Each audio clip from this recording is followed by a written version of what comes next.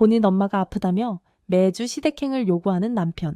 하지만 정작 제 아버지가 수술을 받으실 땐 뻔한 거짓말로 자리를 피하더군요.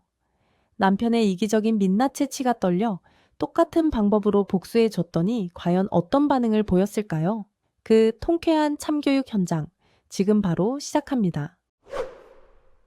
저희 부부는 결혼 3년 차 맞벌이 부부였습니다. 결혼 전 시아버님이 돌아가셨기에 남편은 홀로 남으신 시어머니에 대한 애틋함이 남달랐습니다. 저 또한 남편을 사랑하는 마음으로 그 효심을 이해하려 노력했습니다. 신혼 초 남편은 어머니가 혼자 식사하시는 게 마음에 걸린다며 주말마다 시댁에 가자고 제안했습니다.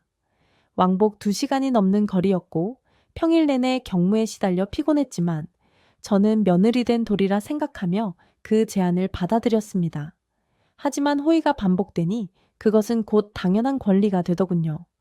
주말마다 시댁에 가는 일상은 어느새 저에게 의무가 되어 버렸습니다. 더 큰 문제는 시댁에 도착한 후의 풍경이었습니다.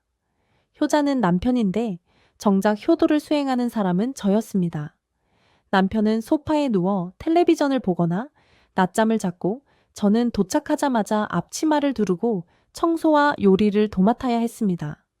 시어머니 역시 아들이 오면 반가워하실 뿐 며느리의 노동은 당연하게 여기셨습니다.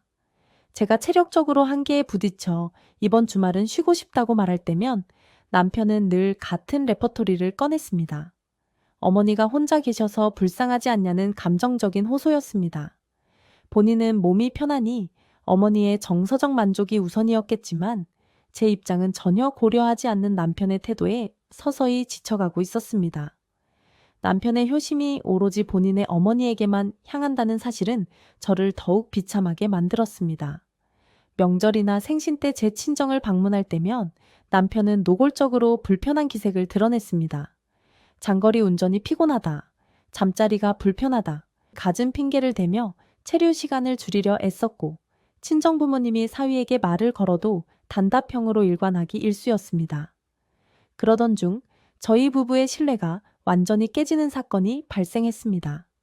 작년 겨울 지방에 계신 친정아버지께서 빙판길에 미끄러져 다리가 골절되는 사고를 당하셨습니다.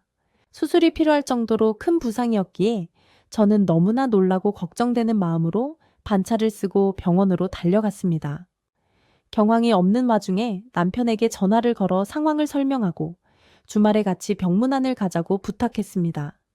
사위가 와서 얼굴이라도 비치면 부모님이 안심하실 것 같았기 때문입니다. 하지만 수화기 너머로 들려온 남편의 대답은 뜻밖이었습니다. 갑자기 회사에 비상대기 업무가 생겨서 이번 주말에는 꼼짝없이 출근해야 한다는 것이었습니다. 저는 아쉬웠지만 갑작스러운 회사 일이라니 어쩔 수 없다고 생각했습니다.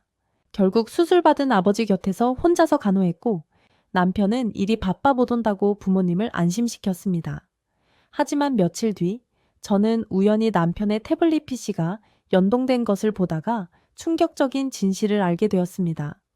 남편이 그 주말에 친구들과 주고받은 메시지 내용 때문이었습니다. 남편은 출근한 것이 아니었습니다. 처가에 내려가는 것이 귀찮고 피곤하다는 이유로 거짓말을 하고 집에서 하루 종일 게임을 하며 배달 음식을 시켜 먹었던 것입니다. 심지어 친구들에게는 적당히 핑계대고 빠졌다라며 무용담처럼 늘어놓고 있었습니다. 제 부모님의 수술 소식 앞에서도 귀찮음이 먼저였던 사람, 그리고 저를 속인 채 집에서 뒹굴거렸을 남편을 생각하니 배신감에 치가 떨렸습니다. 저는 당장 따지고 싶었지만 감정적으로 싸우기보다는 남편이 제 기분을 똑같이 느껴보게 해주기로 결심했습니다. 기회는 생각보다 빨리 찾아왔습니다. 그로부터 2주 뒤 시어머니가 심한 몸살 감기로 며칠 알아놓으셨다는 연락이 왔습니다. 남편은 사색이 되어 저에게 말했습니다. 어머니가 죽도 못 드시고 계시다니 이번 주말에 가서 집안일도 좀 하고 전복죽도 끓여드리자고 말입니다. 저는 남편의 눈을 똑바로 쳐다보며 아주 차분한 목소리로 대답했습니다. 나 이번 주말에 회사 워크숍이 갑자기 잡혔어. 주말 내내 폰도 못 볼 만큼 바쁠 것 같아. 남편은 당황한 기색이 역력했습니다. 주말에 무슨 워크숍이냐며 어머니가 아프신데 꼭 가야 하냐고 따져 물었습니다. 저는 남편이 저에게 했던 것처럼 뻔뻔하게 대응했습니다. 회사 생활하다 보면 어쩔 수 없는 상황이 있는 거 아니냐고.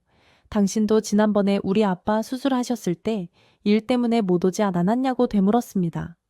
남편은 아무 말도 하지 못했습니다. 본인이 했던 변명이었기에 반박할 명분이 없었기 때문입니다. 결국 남편은 혼자 시댁으로 향했고 저는 그 주말 동안 호텔을 예약해 혼자만의 휴식을 즐겼습니다. 주말이 지나고 돌아온 남편은 헬쑥해진 얼굴로 저에게 화를 냈습니다. 혼자 가서 청소하고 어머니 수발 뜨느라 너무 힘들었다며 며느리가 되어서 어떻게 시어머니 아픈데 워크숍을 가냐고 비난했습니다. 저는 더 이상 참지 않고 제가 가지고 있던 증거, 즉 남편이 친구들과 나눴던 메시지, 캡처본을 내밀었습니다. 당신 우리 아빠 수술하셨을 때 회사 간 거 아니잖아. 귀찮아서 집에서 게임했지. 나도 똑같이 한 거야. 내가 느꼈던 비참함과 배신감, 당신도 똑같이 느껴보니까 어때? 남편의 얼굴은 순식간에 붉게 달아올랐고 입이 10개라도 할 말이 없는 상황이 되었습니다. 저는 그동안 참아왔던 불만들을 모두 쏟아냈습니다. 당신의 효도는 셀프여야 하며 나는 더 이상 당신의 대리효도 도구가 되지 않겠다고 선언했습니다. 또한 앞으로 양가 방문은 철저하게 공평하게 할 것이며 한 번만 더 내 부모님을 홀대하거나 거짓말을 한다면 그때는 이혼도 불사하겠다고 못 박았습니다. 그날 이후 남편의 태도는 확연히 달라졌습니다. 자신의 거짓말이 들통난 부끄러움과 제가 보여준 단호함에 겁을 먹은 듯 했습니다. 이제 남편은 시댁에 가고 싶으면 혼자 다녀옵니다. 그리고 제 친정 행사에는 군말 없이 따라 나서며 눈치를 봅니다. 물론 깨진 신뢰가 다시 붙기까지는 오랜 시간이 걸릴 것입니다. 하지만 적어도 이제는 우리 엄마 불쌍하잖아 라는 말로 저를 조종하려 들지는 않습니다.